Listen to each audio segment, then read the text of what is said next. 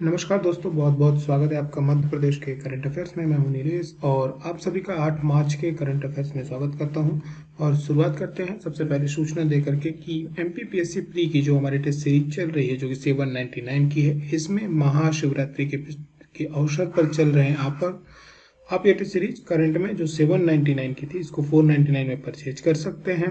ज़्यादा जानकारी के लिए नीचे दिए गए नंबर पे आप व्हाट्सअप कर सकते हैं या एग्जाम गुरुजी का ऐप डाउनलोड करके आप वहां से डायरेक्ट परचेज कर सकते हैं। साथ ही में हमारे जो एमपीपीएससी प्री के नोट्स हैं, उनके साथ आपको ये टेस्ट सीरीज फ्री में मिलती है। आगे की तरफ बढ़ेंगे और शुरुआत करेंगे आज के करंट अफेयर्स की कि मार्च 2024 में किस राज्य ने भारत का पहला सरकारी स्वामित्व वाला ओटीटी प्लेटफॉर्म क्या किया है, लॉन्च किया है। ये किया है केरल ने। ओटीटी प्लेटफॉर्म क्या है आप सभी को जानकारी होगी। जैसे हमारे नेटफ्लिक्स आता है, अमेजन प्राइम आता है, जी5 आता है, लगभग आजकल सभी चैनलों के क्या हो गए हैं, ओटीटी प्लेटफॉर्म हो गए हैं। कि जो पहले मूवियाँ रिलीज विशेषकर कोरोना काल से स्टार्ट हुआ था। नेटफ्लिक्स हालांकि पहले आ गया था, लेकिन इनका जो क्रेज बढ़ा था वो कोरोना से बढ़ा था। उसके बाद जो हमारे फिजिकल सिनेमा हो गए, वो धीरे धीरे उनका जो आय थी वो कम होती गई, क्योंकि लोगों को सुविधाएं मिलती गई। बहुत सारे कारण रहे। तो अब अभी तक हमारे यहाँ जितने भी चल रहे थे, ये सभी के सभी या तो प्राइवेट सेक्टर के थे या तो बाहर के थे। जैसे अमेजन प्राइम हो गया, नेटफ्लिक्स हो गया, ये हमारे इंडिया के नहीं है। लेकिन जो बाकी के चल रहे हैं, आपके जी5 चल रहे हैं और भी प्लेटफॉर्म्स हैं, ये सभी के सभी क्या हैं, इंडिया के हैं लेकिन प्राइवेट सेक्टर्स के हैं। तो यहाँ पे डिफरेंस ये है कि जो सी स्पेस है, ये आपका सरकारी स्वामित्व वाला क्या है, ओटीटी प्लेटफॉर्म है और भारत का पहला है। और ये केरल ने लॉन्च किया है, इसका नाम सी स्पेस है। तो याद रखेंगे, कई बार सी स्पेस का यदि आपके एग्जाम में आ जाता है कि सी स्पेस एक प्रकार का है, ठीक है। तो यदि हमें जानकारी नहीं होगी तो हम सीधे सीधे एक ही दिमाग लगाएंगे, क्योंकि इसमें स्पेस जुड़ा हुआ है, सी जुड़ा हुआ है, तो हम लोग सोचेंगे अंतरिक्ष से जुड़ी हुई कोई चीज़ है, ठीक है। तो अंतरिक्ष यान है कोई, या आप कुछ इसके अलावा लगा सकते हैं कि कोई सॉफ्टवेयर है, इस टाइप की चीज़ सोच सकते हैं। लेकिन ध्यान रखना है कि एक ओटीटी प्लेटफॉर्म है और ये केरल का, मलयालम फिल्में इसमें चलेंगी। आगे देखते हैं उस पर क्या होगा। अभी वहाँ के जो केरल के मुख्यमंत्री हैं करंट में कौन है, पिनराई विजयन है। इन्होंने 7 मार्च को करोले, जो कैराली जगह है, वहाँ कैराली थिएटर, वहाँ पे एटीटी प्लेटफॉर्म की शुरुआत करी है। और इसका जो पूरा का पूरा मैनेजमेंट होगा, प्रबंधन होगा, वो केरल राज्य का जो फिल्म विकास निगम है वहाँ का, जो केएफडीसी है, ये उसको देखेगा। और ये पूरी तरह से एक राज्य सरकार के जो स्वामित्व वाली कंपनी होगी, मूवीज में रिलीज की जाएंगी। आगे की तरफ बढ़ेंगे, बात करेंगे अगले प्रश्न की। अभी हाल ही में क्या हुआ, भारत के पहले राष्ट्रीय डॉल्फिन अनुसंधान केंद्र का क्या किया है, उद्घाटन किया गया, एनडीआरसी का। ये कहाँ किया गया है, बिहार में किया गया।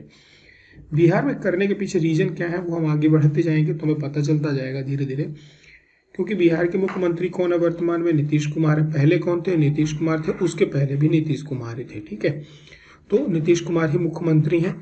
तो करंट अफेयर में इनको शामिल भी इसलिए नहीं किया गया था क्योंकि इन्होंने इस्तीफा देकर के फिर इन्होंने शपथ ली थी।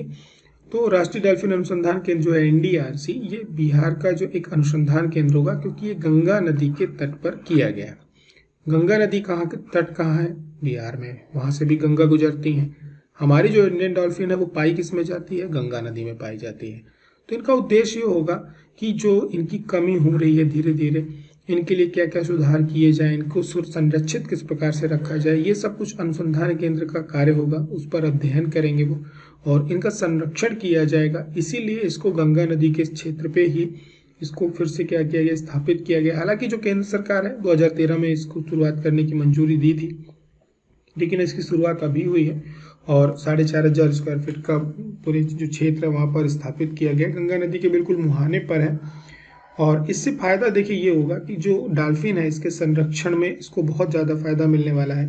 क्योंकि जो वहाँ पे वैज्ञानिक होंगे वो उनके नेचर पर, उनको किस प्रकार के खाने की आवश्यकता है, मृत्यु के कारण क्या है, उनके घटती संख्या का उनका कारण क्या है, इन सब चीज़ों पे वो रिसर्च करते हैं। फिर उसके अकॉर्डिंग उनको क्या किया जाता है, संरक्षित किया जाता है। गंगा डॉल्फिन है क्या, हमारे देश का राष्ट्रीय जलीय जीव है, भारत का राष्ट्रीय जलीय जीव है। इसका जो वैज्ञानिक नाम है वो प्लेटानिस्टा गैंगेटिका है। विशेषकर ये जो भारत, बांग्लादेश और नेपाल का उपमहाद्वीप है, यानी एक तरह से आपको गंगा, ब्रह्मपुत्र और ये मेघना जो नदियां होती हैं, इनका क्षेत्र होता है, वहां पर ये पाई जाती हैं। ये दृष्टिहीन होता है और जलीय मांसाहारी जीव है, ये हमें ध्यान में रखना है। और ये शिकार करने के लिए क्या करती हैं कि जो पराशर धनिया होती है उनका उत्सर्जन करती हैं। जब वो वापस आती हैं उनमें कुछ एक तरह से ब्रेक लगता है तो उन्हें आइडिया हो जाता है कि यहाँ पर कोई हमारे लिए भोजन पदार्थ है। ठीक है, उसके माध्यम से ये शिकार करती हैं, पता करती हैं। ये 5 फीट से 8 फीट की गहराई में पाई जाती हैं। इनकी संख्या वर्तमान में यदि आप बात करो तो लगभग 3000 है। और बिहार में स्थापित करने के पीछे बड़ा कारण ये है कि उन 3000 में से जो 50% होती हैं ये बिहार में पाई जाती हैं, इसीलिए शोध केंद्र भी वहीं पर स्थापित किया गया है। भारत के वन पर्यावरण मंत्रालय द्वारा 18 मई 2010 को इसे राष्ट्रीय जलीय जीव घोषित किया गया था और 2022 में भारत सरकार ने 5 अक्टूबर को राष्ट्रीय डॉल्फिन दिवस मनाने की घोषणा की थी। उत्तर प्रदेश में की जो मेरठ है वहां पर पहला डॉल्फिन ब्रीडिंग सेंटर बनाने की योजना चल रही है।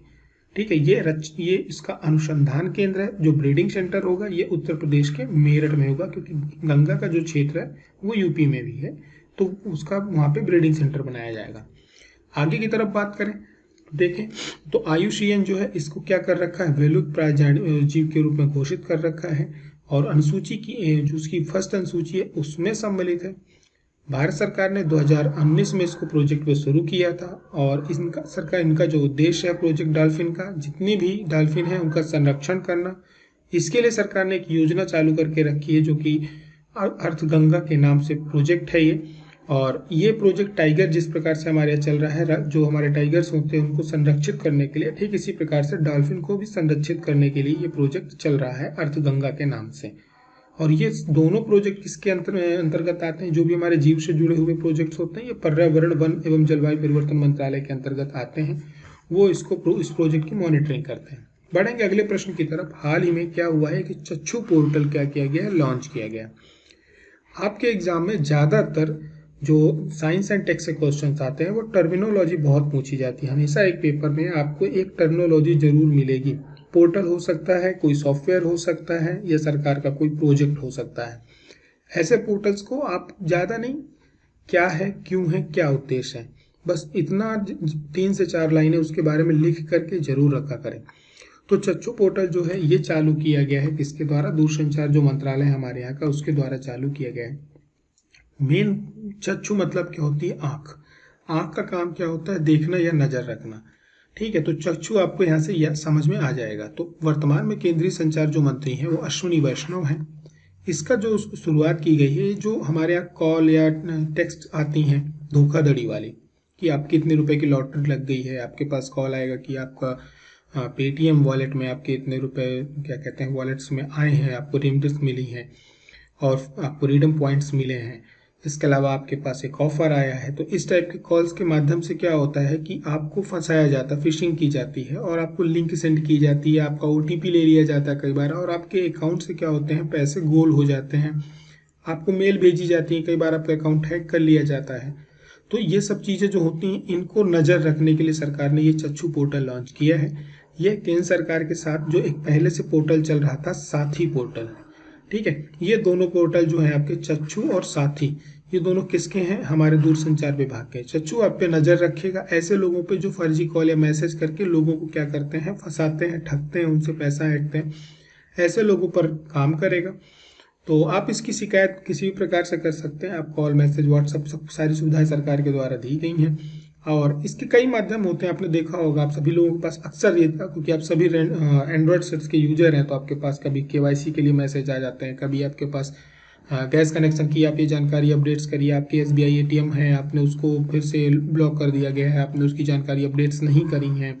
तो ये जो फ्रॉड कॉल्स होते हैं इनको रोकने के लिए सरकार ऐसा काम कर रही है।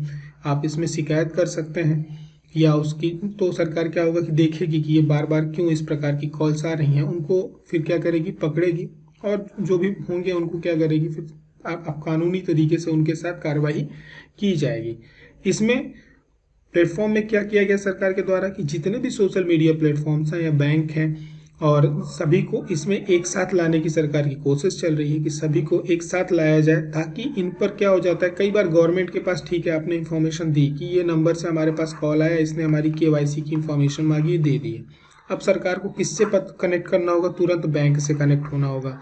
बैंक के साथ यहाँ पर क्या ज़रूरत होगी सरकार को, जो कानूनी एजेंसीज हैं, हमारी पुलिस है, उसकी भी ज़रूरत होगी। ठीक है, ये काम इतने आसान नहीं होते, फिर इसके बाद इसमें एक चीज़ और है, सोशल मीडिया प्लेटफॉर्म का भी इन चीज़ों के लिए बहुत ज़्यादा यूज किया जाता है। विशेषकर आपके जो फेसबुक होते हैं, व्हाट्सएप होते हैं, इनमें इसका माध्यम बहुत अपनाया जाता है। तो सरकार कहेगी कि आप ऐसे नंबर्स को ब्लॉक करिए। तो सोशल मीडिया आज की डेट में, क्योंकि जिनके पास भी एंड्रॉयड सेट्स हैं, यूपीआई यूज कर रहे हैं, स्वाभाविक रूप से वो लोग सोशल मीडिया का यूज करते हैं, व्हाट्सएप का, फेसबुक का, ट्विटर्स का, इंस्टा का। तो इनमें भी क्या किया जा रहा है, इस अलग अलग तरीके से, क्योंकि जो क्राइम करता है या इस तरीके का कार्य करता है, उन्हें बहुत अनुभव होता है कि आपके ट्रेंडिंग में क्या चल रहा है, आपको आसानी से किस प्रकार क्या किया जा सकता है, फंसाया जा सकता है। तो कोई भी माध्यम हो सकता है। फेसबुक में भी चलता है कि कई बार आपके नाम से दूसरे अकाउंट बना लिए जाते हैं, फिर धीरे से आपको लिंक भेज दी जाती है, आपको बोला जाता है कि मेरे को पैसे की जरूरत है, इतने रुपए भेज दो। हम लोग ध्यान नहीं देते और भेज देते हैं। तो सोशल मीडिया का भी इसमें बहुत एक तरह से आप कहिए कि उनका भी इसमें जुड़े रहना जरूरी है। तो सरकार इन सभी को एक साथ लेकर के आएगी ताकि कार्रवाई क्या हो सके, तेज हो सके। इन्हीं सब उद्देश्यों के साथ साइबर और वित्तीय फ्रॉड की शिकायत के लिए जो साइबर हेल्पलाइन नंबर है 1930 जारी किया गया है। संचार साथी पोर्टल की बात करी जाए तो इसकी शुरुआत जो की थी 2023 में सरकार के द्वारा संचार साथी पोर्टल की लॉन्च किया गया था। इसमें 10 मिलियन मोबाइल नंबर जो है इनको डिस्कनेक्ट किया जा चुका है। अभी इस प्रकार के जो कहते हैं कि खो जाने या चोरी होने के नंबर आप दर्ज करा सकते हैं इसमें। तो ये सारी चीज़ें उसमें रहेंगी। बढ़ेंगे हम आगे की तरफ, बात करेंगे अगले प्रश्न की। तो अभी देश की पहली अंडर वाटर मेट्रो ट्रेन का क्या किया गया, उद्घाटन किया गया है। तो इसकी बात करी जाए तो ये कहाँ पे किया गया है, ये किया गया है कोलकाता में। काफ़ी पहले से इसकी मूवमेंट चल रहे थे और प्रधानमंत्री ने अभी इसकी अंडर वाटर मेट्रो का उद्घाटन किया है और ये हुगली नदी के नीचे ये चलेगी। ठीक, इसको जो बनाया गया है और साथ ही में इसमें एक मेट्रो टनल हावड़ा मैदान और से लेकर के एप्सनेट सेक्शन के बीच अब इसको चलाया गया है। ये हमारे देश की पहली ट्रांसपोर्ट टनल है जो किसी नदी के नीचे बनाई गई है। तो ये पहली मेट्रो भी यहीं चली थी, अब ये भी यहीं पे चली है। इसको ध्यान में रखेंगे, इससे ज़्यादा हुगली नदी पे बनी है, ये बात हमें ध्यान में रखना है। फिनलैंड की सीमा निम्नलिखित में से किस देश से नहीं लगती है? फिनलैंड खबरों में क्यों है? डेनमार्क से इसकी सीमा नहीं लगती है, देख लेते हैं। ये फिनलैंड है।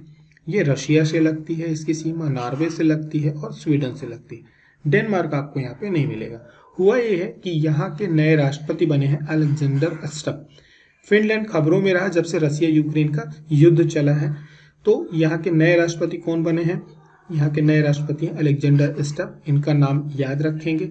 इसके पहले फिनलैंड के प्रधानमंत्री भी रह चुके हैं। और फिनलैंड जो है उत्तरी यूरोप में स्थित देश है। इसकी राजधानी हेलेंस्की है। जेलेंस्की यूक्रेन के प्रेसिडेंट है, हेलेंस्की फिनलैंड की राजधानी है। ये आपका स्वीडन, नॉर्वे, रसिया के साथ सीमा साझा करता है। इसको झीलों का देश कहा जाता है। मुद्रा यहाँ की यूरो है। आगे की तरफ बढ़ेंगे, बात करेंगे अगले प्रश्न की। अभी हाल ही में क्या हुआ है कि अंतरराष्ट्रीय बौद्धिक संपदा NIP सूचकांक 2024 जारी किए गए हैं। तो इसमें भारत किस स्थान पर है? तो इसमें जो भारत है वर्तमान में 42 पोजीशन में है। और ये सूचकांक जो जारी किए जाते हैं ये US के चैम्बर ऑफ कॉमर्स के द्वारा जारी किए जाते हैं। और बौद्धिक संपदा, इसमें इनका ये होता है, जो हमारा बौद्धिक संपदा होता है, जैसे हमारे जो GI टैक्स होते हैं कि हमारी, देखिए बाकी की संपदा है हमारी फिजिकल, जैसे चल संपत्ति है, अल संपत्ति है। तो यदि हमने कोई आइडिया लिया है या कुछ सोचा है या हमने कुछ बनाया है प्रोजेक्ट, तो वो हमारी बौद्धिक संपदा है। तो हमारे यहाँ पहले भारत में इस चीज़ को लेकर के अवेयरनेस नहीं थी। आपने ध्यान दिया होगा कि आपने अभी पिछले 4 से 5 वर्षों में इस पर बहुत ज़्यादा आपने अवेयरनेस देखी होगी। कई बार क्या होता था कि हमारे यहाँ बहुत, ये शुरू से परंपरा रही है हमारी कि हमारे यहाँ यदि कोई चीज़ की जाती थी तो उसको इस बौद्धिक संपदा के रूप में संरक्षित नहीं किया जाता था, उसको क्लेम नहीं किया जाता था, कॉपीराइट्स उसके नहीं लिए जाते थे। तो ये जो किसी का आइडिया चोरी करना, ये एक सामान्य बात थी भारत में। लेकिन फॉरेन में भी, हमारे देश के बाहर जो बाकी की यूरोप और इधर की कंट्रीज है, UK है, US है, यहाँ पर इसको लेकर के अवेयरनेस बहुत ज़्यादा थी। तो कुछ प्रोजेक्ट्स पता चला कि हमारे भी वहाँ पे कॉपीराइट्स में उनने ले लिए। तो इस वजह से सरकार ने क्या किया कि बौद्धिक संपदा के लिए सरकार ने अवेयरनेस लेकर के आई, इसके लिए अलग से डिपार्टमेंट बनाया और एक्टिविटीज़ बढ़ाई। क्योंकि अब जो हो रहा है हमारे यहाँ एंटरप्रेन्योरशिप बहुत तेज़ी से स्टार्ट हो रहे हैं, हमारे यहाँ नए नए आइडियाज़ आ रहे हैं। तो उसको सबसे पहले आप क्या करिए कि आप उसके अपने कॉपीराइट्स लीजिए, उसके बाद जा करके आप क्या करिए कि अपने प्रोजेक्ट को स्टार्ट करिए, ताकि कोई उस पर आगे चल करके बिल्कुल वैसा ही कार्य ना कर सके। तो 2024 में 55 लोगों को, देशों को शामिल किया गया। भारत इसमें 42वें स्थान पर अभी कार्य करना शुरू किया भारत ने। धीरे धीरे इसकी रैंक यहाँ पर बढ़ेगी। इसके मामले में बात करी जाए तो US, यूनाइटेड किंगडम यानी UK और फ्रांस जो है टॉप 3 पोजीशन में है। हाल ही में किस जिले के जौरासी में, ये हमारे मध्य प्रदेश का करंट अफेयर यहाँ से प्रारंभ होता है कि हाल ही में किस जिले के जौरासी में अष्टमहालक्ष्मी मंदिर का क्या किया गया है, निर्माण किया गया है। तो अष्टमहालक्ष्मी मंदिर का जो निर्माण किया गया है ये ग्वालियर में किया गया है। जौरासी जो है ये ग्वालियर में है। ग्वालियर में हनुमान जी का ये मंदिर है, विशेष मंदिर है, वहाँ पे काफ़ी फेमस है। वहीं पर अष्टमहालक्ष्मी मंदिर का निर्माण हुआ है लगभग 14 करोड़। मुख्यमंत्री जी के द्वारा इसका क्या किया गया है, इनॉग्रेशन किया, शुरुआत की गई है।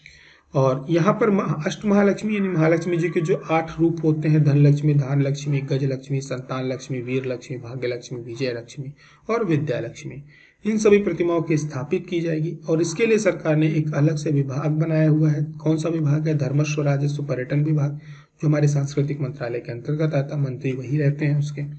वो इसको पूरा का पूरा क्या करेंगे, देखेंगे।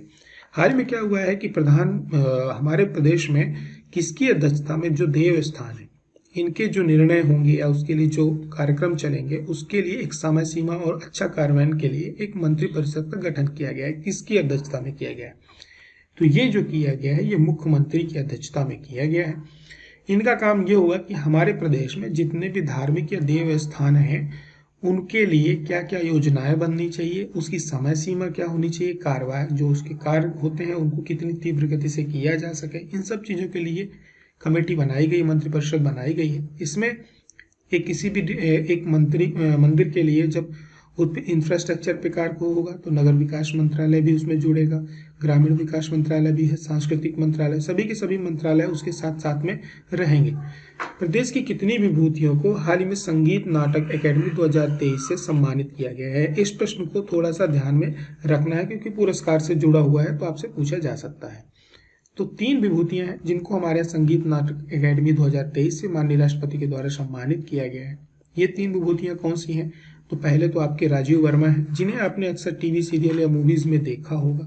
अनूप जोशी हैं और तीसरी जो है श्रुति कलापनी कोमकली हैं। इनको तीनों को अभी हाल ही में राष्ट्रपति जी के द्वारा सम्मानित किया गया। सम्मान राशि में 1 लाख रुपए की राशि दी जाती है, साथ ही में एक प्रमाण जो होता है सर्टिफिकेट भी दिया जाता है। राजीव वर्मा को आप अभिनय के क्षेत्र में हमने बताया पहचानते होंगे इनको। अनूप जोशी हैं, ये नाट्य कला से जुड़े हुए हैं। और जो कलापानी कोमकली हैं, ये हमारे हिंदुस्तानी गायन के क्षेत्र में इन्हें विशिष्ट योगदान के लिए सम्मानित किया गया। पूरे देश से लगभग 94 विभूतियों को सम्मानित किया गया है, जिनमें से मध्य प्रदेश की 3 है। तीनों को आपको ध्यान में रखना है। बढ़ेंगे आगे की तरफ। किस जनजातीय पर्व को हाल ही में राजकीय पर्व के रूप में घोषित किया गया? ये आपका आज का क्वेश्चन ऑफ द डे है। इसका आंसर आप सभी को नीचे कमेंट बॉक्स में देना है और उस पर्व के बारे में मोटी मोटी 4 से 5 बातें बतानी है। पिछले क्वेश्चन में आप सभी लोगों के आंसर प्राप्त नहीं हुए थे, हालांकि उसके पहले वाले में काफी बढ़ चढ़ करके आप सभी लोगों ने हिस्सा लिया था। तो इसका आंसर आप सभी लोग कमेंट करके देंगे। जिसके आंसर राइट होंगे एग्जाम गुरु जिनको हार्ट देगा। हम बहुत सारा हार्ट बांटना चाहते हैं, लेकिन आप लोगों के उत्तर उतने इस समय नहीं मिल रहे हैं। तो एक्टिविटीज अपनी बढ़ाइए, पर्वों के चक्कर में मत पड़िए। होली आएगी, दिवाली आएगी, राखी आएगी, दशहरा आएगा, सब आएगा। मनाइए इनको, समय सीमा में मनाइए, फिर तुरंत अपनी पढ़ाई में लग जाइए। माहौल एक दिन पहले से लेके 4 दिन बाद तक का मत बनाइए। इस समय जब आपका पेपर है तो होली 28 मार्च को है और ध्यान 24 से 25 मार्च को आपका 1 वीक होली लेके चली जाएगी। बाकी के लेके चले गए हैं, आपका ठीक 20 दिन बाद पेपर होगा। तो एक्टिविटीज अपनी पढ़ाई में ज़्यादा बढ़ाइए। बाकी की क्लासेस एग्जाम गुरुजी में चल रही हैं। क्लासेस में क्वेश्चन बहुत अच्छे रखे जा रहे हैं और बिल्कुल एग्जाम के अकॉर्डिंग रखे जा रहे हैं। जैसे ही मुख्य परीक्षा समाप्त होगी 16 तारीख को, 17 से आप लोगों की 3 से 4 क्लासेस आपको आराम से बढ़ी हुई मिलेंगी। 3 से 4 क्लासेस। तो हमारी पूरी तैयारी है कि हम एक अच्छे लेवल पे आपको ले जा करके पहुंचाएं, ताकि जो कट ऑफ 85 के आसपास हमारा अंदाजा है इस बार रहना चाहिए, 80 से 85 के बीच में, वहां तक हम लोग आपके पहुंचने में मदद कर सकें। तो क्लासेस में बने रहिए, क्लासेस जरूर देखिए। हिस्ट्री और ज्योग्राफी की क्लासेस बहुत अच्छी चल रही है। पॉलिटी की भी आपकी 16 तारीख तक खत्म हो जाएगी, उसके बाद नई क्लासेस स्टार्ट होंगी। तब तक के लिए पढ़ाई जारी रखें। जय हिंद, जय भारत।